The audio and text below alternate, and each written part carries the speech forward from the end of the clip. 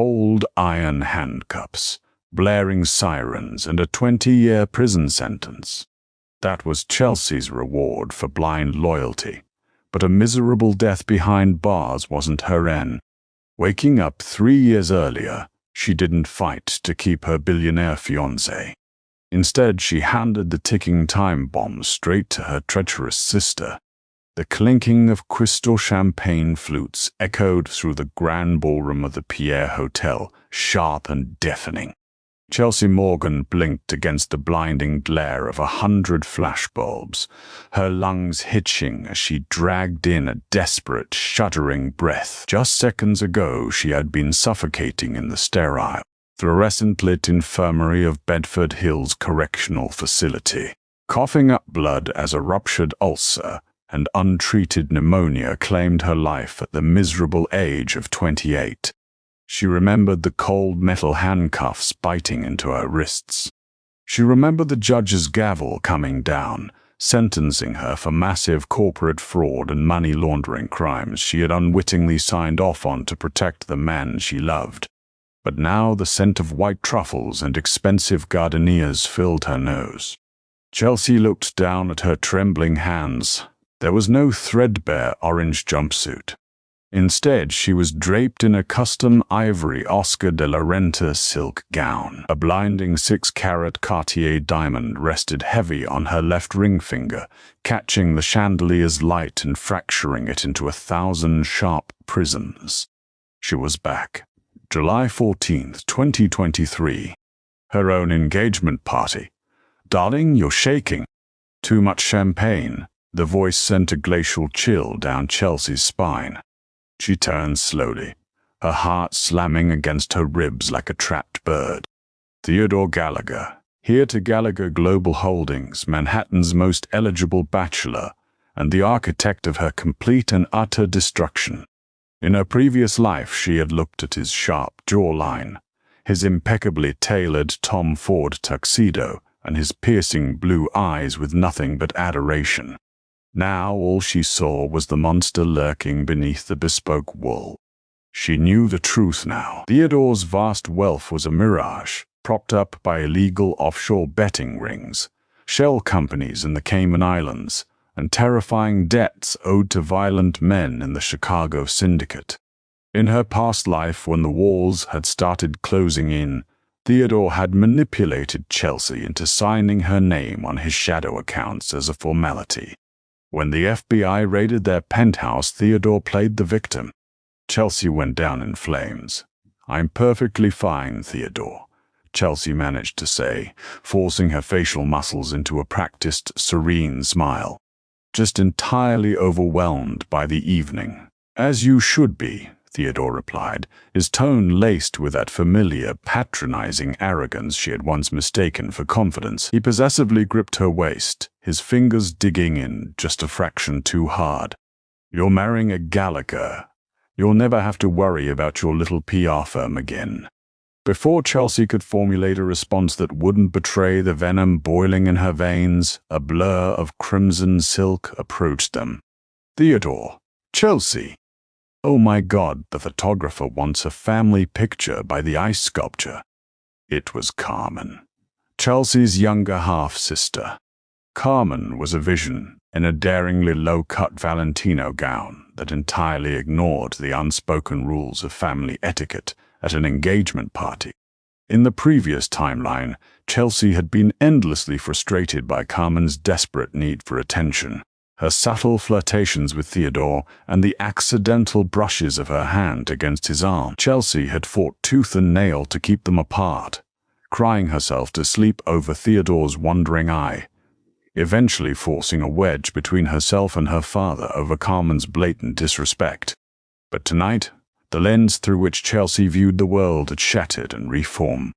As Carmen sidled up next to Theodore, her hip brushing against his thigh, Chelsea didn't feel the sting of betrayal. She felt a surge of brilliant, intoxicating opportunity. Why fight to keep a rabid dog, Chelsea thought, when you can just open the gate and let someone else get bitten? "Carmen, you look stunning," Chelsea said, her voice dripping with artificial warmth. The genuine compliment clearly threw her sister off guard.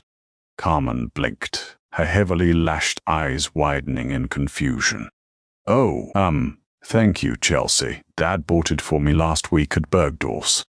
Carmen immediately turned her gaze back to Theodore, pouting slightly. "Do you like it, Theodore? I wasn't sure if the red was too much." Theodore's eyes raked over Carmen's figure, lingering for a microsecond too long on her cleavage before darting back to Chelsea. In the past, this was the exact moment Chelsea would have sharply requested Carmen to go find their father. Today, Chelsea simply took a step back, creating a physical vacuum between herself and her fiancé. "It's striking," Theodore murmured smoothly. "Very bold." "Actually," Chelsea interrupted gently, slipping a hand out of Theodore's grasp. "I desperately need to fix my lipstick, and my heels are killing me. Theodore, why don't you go with Carmen to get the photos started? I'll join you in a few minutes." Theodore frowned, clearly displeased by the sudden loss of control over his bride-to-be. "Chelsea, the photographer, is waiting for us." "I know, but Carmen loves the camera, and you two look so striking together." "Give me 5 minutes." "Please?" Chelsea offered him a perfectly submissive, apologetic look. It was the exact expression Theodore demanded from his women. Mollified by her deference, Theodore's frown smoothed out. "Fine. 5 minutes, Chelsea. Don't make me come looking for you." "I wouldn't dream of it," Chelsea whispered.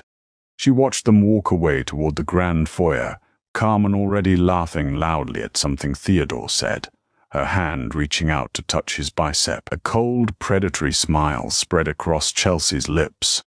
Let them have each other, the billionaire fraud and the gold-digging sister.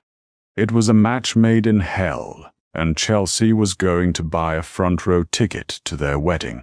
She didn't head to the powder room. Instead, Chelsea slipped out through the heavy mahogany side doors of the ballroom, stepping onto the quiet, dimly lit terrace overlooking Central Park. The humid July air washed over her. She pulled her phone from her clutch and opened her banking app. Her personal savings, the seed money for her PR firm, and her trust fund, all of it was currently intact. In her past life, within 2 months of this party, Theodore had convinced her to merge their portfolios for tax purposes, quietly draining her assets to pay off a devastating margin call. Not this time. She dialed a number she hadn't called in years. It rang 3 times before a groggy voice answered. "Noah? It's Chelsea." There was a heavy pause on the other end of the line. Noah Preston was a brilliant forensic accountant and a childhood friend whom Theodore had systematically alienated from Chelsea's life, claiming Noah was secretly in love with her and trying to sabotage their relationship. Chelsea had foolishly believed Theodore. "Chelsea, it's nearly midnight. Shouldn't you be drinking vintage champagne and celebrating your assimilation into the Gallica Empire?" Noah's tone was dry, defensive, but laced with underlying concern. "I need your help, Noah," Chelsea said, her voice dropping to a harsh, desperate whisper. "I need to quietly move every cent I own into untouchable offshore trusts, and I need a complete, untraceable audit on Gallagher Global Holdings. I think Theodore is running a Ponzi scheme." Silence stretched over the phone, save for the distant hum of Manhattan traffic. "Where are you right now?" Noah finally asked, his voice dead serious. "At my engagement party.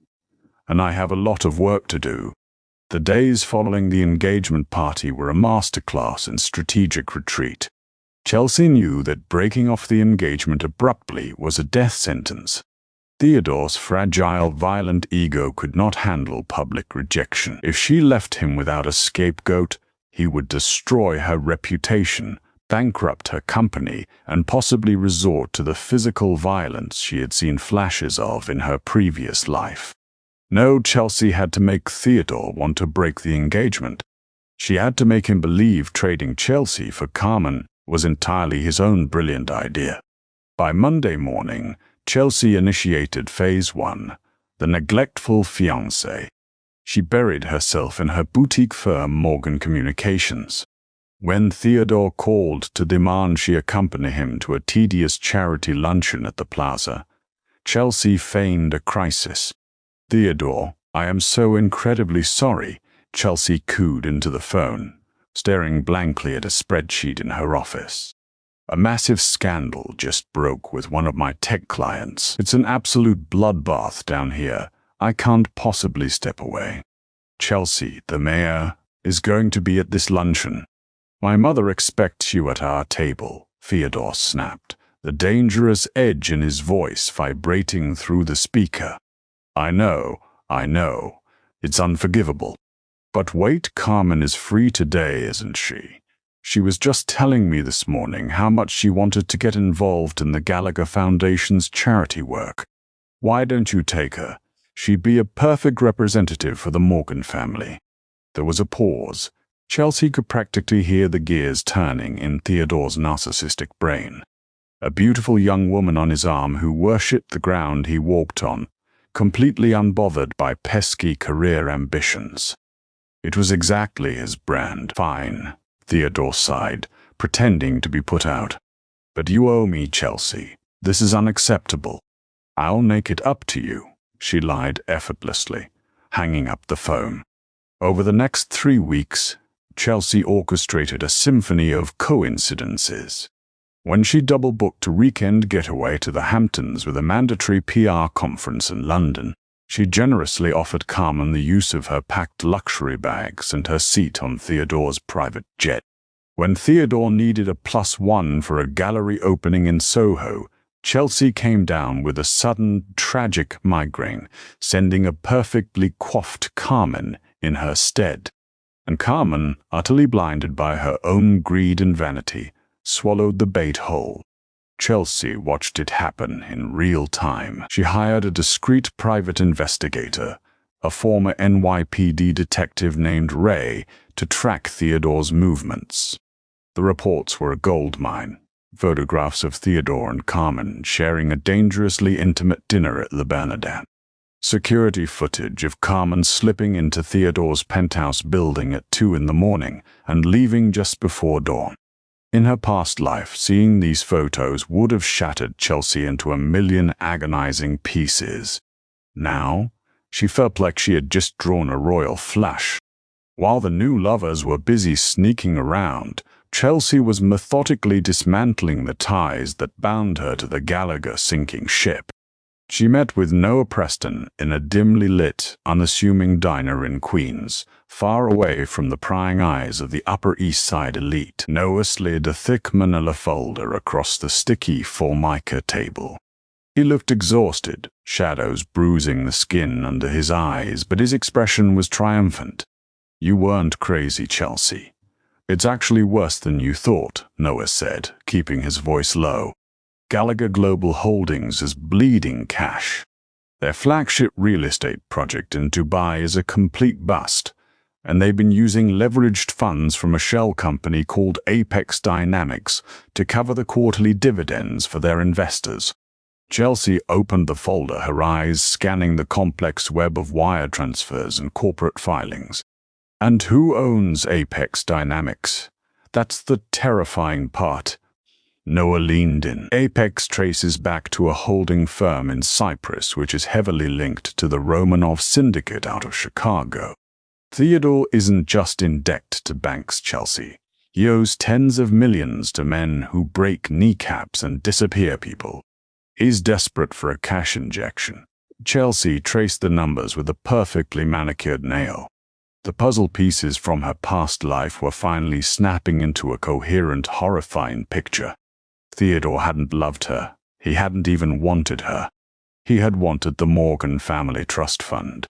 When he couldn't access it fast enough, he had used Chelsea's PR firm to launder the syndicate's money, setting her up as the fall guy when the feds caught the scent. "How long until the House of Cards collapses?" Chelsea asked, closing the folder. 6 months. But Heverall, a year tops. The feds are already sniffing around Apex Dynamics. If you're tied to him when this blows up, I won't be. Chelsea said firmly. "I've liquidated my domestic accounts. The trust is locked down in a blind, irrevocable offshore structure. Theodore can't touch it, and my father doesn't have the authority to override it." Noah stared at her, a mixture of awe and apprehension in his eyes. "You've changed, Chelsea. A month ago you were picking out floral arrangements for a $3 million wedding. Now you're operating like a cold-blooded covert asset. What happened?" Chelsea looked out the diner window at the rain slicking the pavement. She felt the phantom ache of a ruptured ulcer in her stomach. She felt the cold iron bars against her forehead. "I woke up, Noah," she said softly. "That's all." By late August, the tension in the Morgan townhouse was palpable. Chelsea's father, Arthur Morgan, a stern old money patriarch who viewed Theodore as the ultimate business acquisition, was growing suspicious of Chelsea's continued absence from Theodore's side. "You're neglecting your duties, Chelsea," Arthur lectured one evening in his study, swirling a glass of Macallan. "Theodore has been seen all over town with Carmen. People are starting to whisper. It looks improper. Carmen is just keeping him company while I handle the firm, Dad," Chelsea replied evenly, sipping her sparkling water. "Besides, Theodore seems to enjoy her company. They have a lot in common." "Carmen is a child playing dress-up," Arthur scoffed. "You are the heir to this family. You need to secure this marriage. I want you to attend the Gallagher charity gala this weekend. No excuses, no sudden business trips. You will wear the ring, you will stand by his side, and you will assert your position." Chelsea nodded obediently. "Of course, Dad. I wouldn't miss the gala for the world." And she meant it. The Gallagher Foundation Gala was the social event of the season, a sprawling, opulent affair held at the Metropolitan Museum of Art. It was also the exact night Chelsea had chosen to detonate the bomb she had been carefully building for 2 months. She had the photos, she had the financial documents. She had secured her own escape hatch. Now it was time to let her sister steal the prize she wanted so desperately, and watch the cage door slam shut behind her. The Temple of Dender glowed under a wash of amber uplighting, the ancient Egyptian sandstone reflecting in the massive glass walls of the Metropolitan Museum of Art. Waiters in immaculate white tailcoats circulated with trays of beluga caviar and Dom Perignon. The Gallagher Foundation Gala was in full swing, a glittering parade of Manhattan's untouchable elite.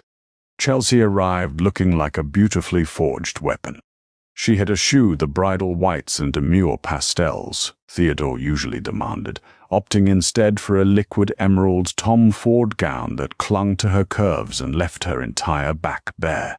The murmur started the moment she stepped onto the red carpet. Theodore, waiting near the entrance, practically swallowed his tongue. He stepped forward, his eyes flashing with a mix of lust and immediate, controlling anger. "What are you wearing?" he hissed under his breath, gripping her elbow as the flashbulbs erupted around them. "You look like a provocative socialite, not a future Gallagher." "I look like a woman who knows her worth, Theodore," Chelsea purred, smiling radiantly for the cameras. She leaned in, letting her lips brush his ear. "Smile, darling. Richard Harrington is watching you." Theodore stiffened. Richard Harrington was a notoriously ruthless venture capitalist and the very man Theodore was desperately trying to woo to bail out his failing Dubai project. Theodore immediately plastered on a charming, devastatingly handsome smile, waving to the photographers. Across the room, Chelsea spotted Carmen. Her younger sister was wearing a silver sequin dress that looked cheap under the museum's sophisticated lighting. Her face a mask of poorly concealed fury as she watched Theodore play the doting fiancé. Chelsea knew that look. It was the frantic desperation of a girl who realized her stolen toy was being paraded around by its rightful owner. It was time to light the match. "Theodore," Chelsea said softly, pulling back. "My father is over by the Sphinxes with Richard Harrington." Go work your magic. I'm going to get a drink. Don't wander off, Theodore commanded, straightening his bow tie before marching toward the billionaires. Chelsea immediately intercepted Carmen near the bar. Carmen, darling, you look sparkly, Chelsea said, her tone dripping with false innocence. What do you want, Chelsea? Carmen snapped, downing her champagne. Just giving you a heads up. Theodore told me he's planning to officially announce our wedding date tonight during his speech. September 15th. I'm just so thrilled. Chelsea placed a hand over her heart, flashing the massive Cartier diamond directly in Carmen's line of sight. He even said he wants to start trying for a baby right after the honeymoon. Carmen's face drained of color. He said that. He's so traditional, isn't he? Chelsea sighed happily. Anyway, excuse me. I need to find the powder room. Chelsea didn't go to the powder room. She slipped behind a massive stone column and watched the venom take hold. It took less than 3 minutes. Carmen, panicked and enraged by the thought of losing her billionaire prize, aggressively intercepted Theodore as he walked toward the restrooms. She grabbed his arm, her nails digging into his tuxedo jacket, and dragged him into a secluded, dimly lit alcove meant for museum staff. Chelsea moved with the precision of a ghost. She glided across the floor, intercepting her father and Richard Harrington, who were deep in a discussion about offshore tax havens. "Dad, Mr. Harrington, excuse me," Chelsea interrupted, her voice trembling just enough to sound authentic. "Have either of you seen Theodore? He has the presentation notes for the silent auction, and the coordinator is panicking." "I believe I saw him head toward the west corridor, Chelsea," Harrington said gruffly. "I'll walk with you. I need to pin the boy down on his quarterly projections anyway." "Thank you," Chelsea said, leading the two powerful men exactly where she needed them to go. As they approached the west corridor, the hushed, frantic voices echoed off the marble floors. "You promised me, Theodore. You said she was an ice queen, that you were going to end it." Carmen's voice was a shrill, desperate whisper. "Keep your voice down, Carmen, for God's sake." Theodore hissed back. Chelsea stopped dead in her tracks, her hand flying to her mouth. Arthur Morgan frowned, stepping ahead of his daughter. He rounded the corner with Harrington and Chelsea right behind him. The scene was damning. The Thuda had Carmen pinned against the heavy oak door of a maintenance closet, his hands buried in her hair, their mouths fiercely locked together. Her silver dress was hiked up her thigh. "What in the name of God is going on here?" Arthur boomed, his voice echoing like thunder through the quiet corridor. Theodore and Carmen jumped apart as if struck by lightning. Theodore's face went paper white, his eyes darting frantically from a furious Arthur to a disgusted Richard Harrington, and finally to Chelsea. Chelsea stood perfectly still. She let a single masterful tear slip down her cheek. She didn't scream. She didn't throw a fit. She simply reached down, pulled the 6-carat Cartier ring off her finger, and let it drop onto the marble floor. The heavy diamond made a sharp, final clink. "Chelsea, wait, it's not," Theodore stammered, stepping forward. "Don't speak to me," Chelsea choked out, her voice a masterpiece of heartbreak. She looked at her sister. "You can have him, Carmen. You clearly want him more." "Chelsea!" Arthur yelled, but she was already turning on her heel, fleeing the scene with the tragic grace of a wounded swan. Behind her, she heard the sound of Richard Harrington clearing his throat. "Well, Theodore, it seems your judgment is as poor in your personal life as it is in your Dubai investments. We are done." The trap had snapped shut. By November, the chill in Manhattan was bitter, but Chelsea had never felt warmer. The fallout from the gala had been a society spectacle. The tabloids dubbed it the Morgan betrayal. Chelsea played the role of the dignified, devastated ex-fiancé to perfection, retreating into her work and launching 3 highly successful PR campaigns. Public sympathy poured in, elevating her firm's profile to stratospheric heights. Theodore, however, was in a free fall. Losing Richard Harrington's investment had accelerated the collapse of Gallagher Global Holdings. Desperate to maintain access to the Morgan wealth to appease his terrifying creditors, Theodore had done exactly what Chelsea predicted. He pivoted to Carmen. Arthur Morgan, desperate to avoid a total public relations disaster and still foolishly believing in the Gallagher empire's prestige, had forced a quiet marriage.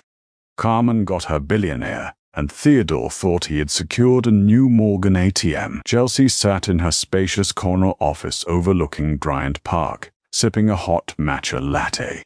Noah Preston sat across from her, his laptop open. "He tried to access her trust fund yesterday," Noah said, a grim smile playing on his lips. He marched into the Morgan Wealth Management office with Carmen, demanding a $30 million collateral transfer to Apex Dynamics. "And?" Chelsea asked, leaning forward. "And he found out that Arthur locked Carmen's trust. She receives a strict allowance of $20,000 a month until she turns 35. The principal is completely untouchable by spouses." Chelsea let out a low, satisfied laugh. Oh, to be a fly on the wall for that car ride home. Carmen had wanted the yachts, the private jets, and the unlimited black cards. Instead, she had married a drowning man chained to an anvil. And the anvil was finally sinking. "The Romanov syndicate is out of patience," Noah continued, his tone turning serious. "Viktor Sokolov's men visited the Gallagher offices last night. Security cameras caught them cornering Theodore in the parking garage. He looked like he was going to vomit. When does the FBI move?" "Tomorrow morning," Noah confirmed. "I leaked the final offshore routing numbers to a contact at the Bureau. They have everything they need to prove Theodore was laundering syndicate money through his real estate shell companies." Chelsea closed her eyes, letting the immense weight of her past life finally evaporate from her shoulders. She wouldn't be the one sitting in the fluorescent interrogation room this time. She wouldn't be the one coughing up blood in Bedford Hills. The next morning, the news broke like a hurricane. Chelsea stood in her penthouse kitchen, watching the flat-screen TV mounted on the wall. The bright red banner across the bottom of the news channel read, "Billion Aya Hechia Theodore Gallagher arrested in massive fraud and Rico Piro." Helicopter footage showed a swarm of dark FBI SUVs surrounding the Gallagher estate in the Hamptons. Agents in tactical gear were hauling boxes of documents out of the front door. And then the camera zoomed in on the driveway. Theodore Gallagher, stripped of his bespoke suits, was wearing a rumpled gray t-shirt and sweatpants, his hands securely cuffed behind his back. His face was a mask of sheer terror as agents pushed him toward a vehicle. Right behind him, screaming and sobbing hysterically, was Carmen. Her blonde hair was a tangled mess, her designer silk robe slipping off her shoulder as a female FBI agent firmly cuffed her wrists. Sources confirm that Theodore Gallagher's newlywed wife, Carmen Morgan, has also been taken into custody, the news anchor announced gravely. Authorities allege her signature was found on dozens of fraudulent wire transfers tied to an international crime syndicate. Chelsea stared at the screen, watching her sister being shoved into the back of a federal vehicle. Theodore had used the exact same playbook. He had needed a scapegoat, someone eager to please and entirely ignorant of corporate finance, to sign the dirty documents. In the past life, it had been Chelsea. In this life, Carmen had fought tooth and nail for the privilege of being destroyed. Chelsea picked up her phone and dialed her father's number. It went straight to voicemail.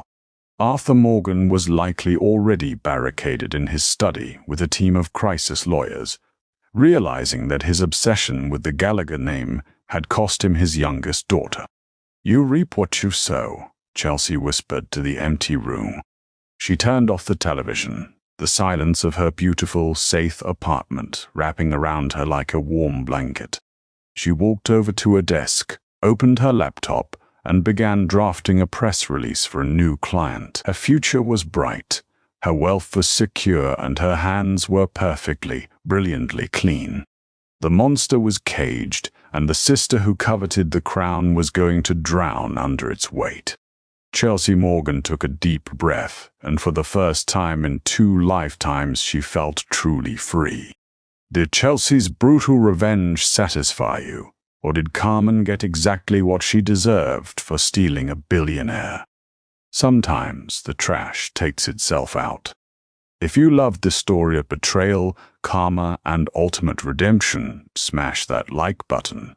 Share it with a friend who loves the drama, and hit subscribe for more wild, real-life revenge stories. Let me know in the comments what you would have done.